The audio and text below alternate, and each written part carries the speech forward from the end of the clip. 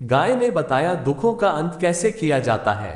प्राचीन काल की बात है जब मानव जीवन आज जितना सरल और आसान नहीं था, परंतु लोग धर्म, करुणा और नैतिकता के मार्ग पर अधिक चलते थे।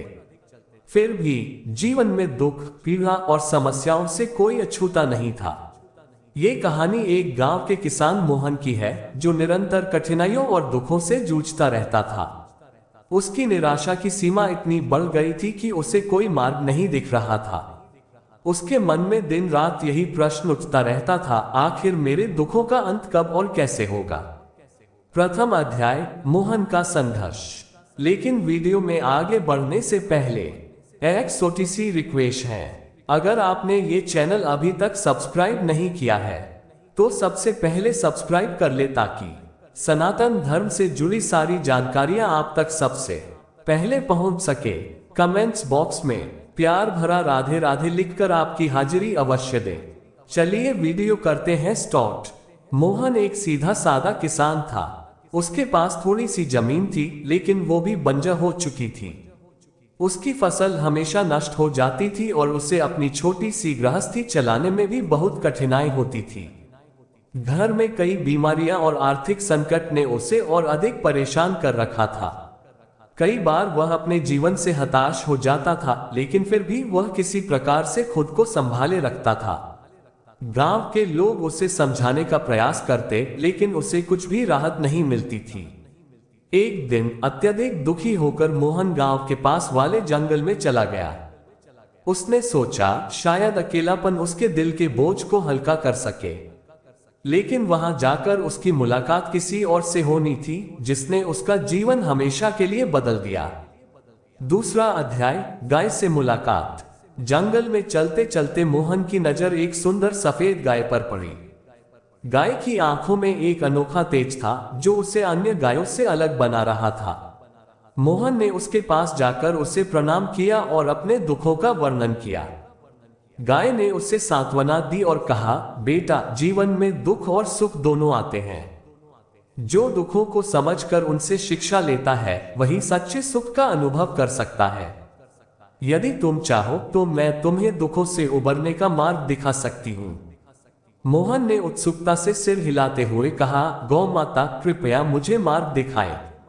मैं आपके हर शब्द का पालन करूंगा। तीसरा अध्याय, धैर्य का महत्व।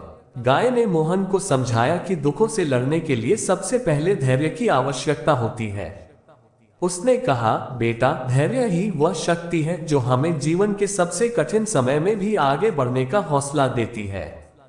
जो व्यक्ति धैर्यवान होता है उसके जीवन में बड़े से बड़े संकट भी उसका कुछ नहीं बिगाड़ सकते। इसके बाद गाय ने एक कहानी सुनाई। एक समय की बात है, एक व्यक्ति अपने गांव में बहुत विपत्ति में था।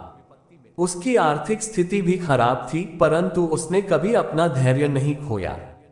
वह दिन रात मेहनत करता और इस भरोसे के साथ जीता कि एक दिन उसकी मेहनत रंग लाएगी। धीरे धीरे उसकी मेहनत का फल मिलने लगा, उसकी फसलें बढ़ने लगी और वह अपनी कठिनाइयों से मुक्त हो गया। मोहन ने इस कहानी से समझा कि धैर्य का गुण दुखों के समय कितनी महत्वपूर्ण भूमिका निभाता है। उसने ठान लिया कि वह अपने हर दुख में धैर्य बनाए रखेगा। चौथा अध्याय, करुणा और सहानुभूति का पाठ। अगले दिन गाय ने मोहन को करुणा का महत्व समझाया। उसने कहा, बेटा, करुणा एक ऐसा गुण है जो हमारे जीवन को दूसरों के दुखों से जोड़ता है। जब हम दूसरों के प्रति करुणा का भाव रखते हैं तो हमारे अपने दुख भी हल्के हो जाते हैं। ये हमें मानसिक शांति और संतोष की अनुभूति देता है। गाय ने एक और कहानी सुनाई। बहुत समय पहले एक साधु था जो बहुत गरीब था, परंतु उसके दिल में करुणा का भाव था।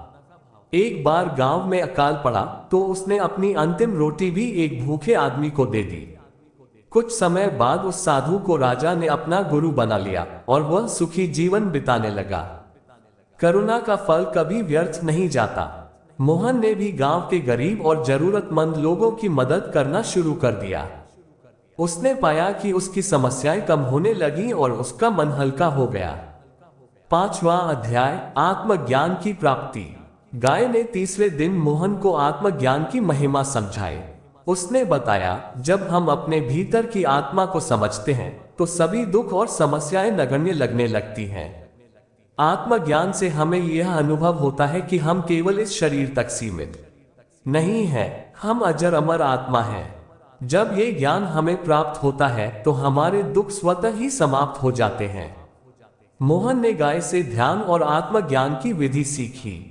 उसने अपने भीतर शांति का अनुभव किया और उसकी चिंताएं धीरे धीरे समाप्त हो गईं। अब वह खुद को ईश्वर का अंश समझने लगा और सभी दुखों से मुक्त हो गया। गाय के मार्गदर्शन ने मोहन का जीवन बदल दिया। उसने अपने दुखों से लड़ने का साहस प्राप्त किया और गांव के लोगों को भी सिखाने लगा कि दुखों का अंत कैसे किया जा सकता है। उसने गांव में धैर्य, करुणा और आत्मज्ञान का संदेश फैलाया। धीरे धीरे गांव के सभी लोग सुखी और शांतिपूर्ण जीवन जीने लगे। गरुड़ पुराण कथा, रामायण, गीता और महाभारत की ऐसी कई रोचक कहानियां हैं जो हम आपको बताते रहेंगे। हमसे जुड़े रहने के लिए हमारे चैनल को सब्सक्राइब कीजिए। आपका बहुत बहुत धन्यवाद।